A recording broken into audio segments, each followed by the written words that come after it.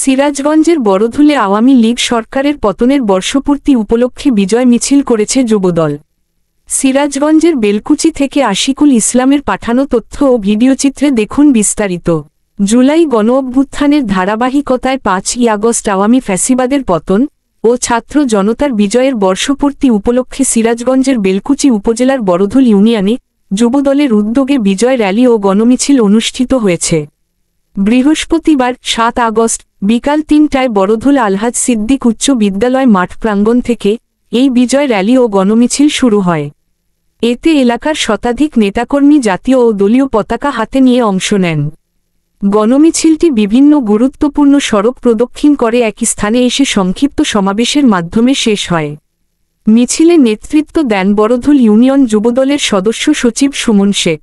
এছাড়াও উপস্থিত ছিলেন বড়ধুল ইউনিয়ন যুবদলের ভারপ্রাপ্ত আহ্বায়ক মোহাম্মদ কসির আহমেদ, যুগ্ম আহ্বায়ক মোহাম্মদ ইব্রাহিম হোসেন, সহকারী যুগ্ম আহ্বায়ক মোহাম্মদ আলমসহ ইউনিয়ন যুবদলের বিভিন্ন পর্যায়ের নেতাকর্মীরা বলেন, ৫ই আগস্ট ছাত্র জনতার ঐতিহাসিক বিজয়ের দিন।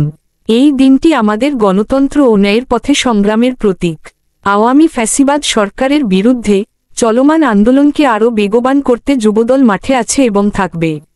পরে সমাবেশে সরকারের দমনপীড়ন, গণতন্ত্র হরণ ও দুর্নীতির বিরুদ্ধে তীব্র প্রতিবাদ জানানো হয় এবং আগামী দিনে বৃহত্তর আন্দোলনের প্রস্তুতির আহ্বান জানানো হয়।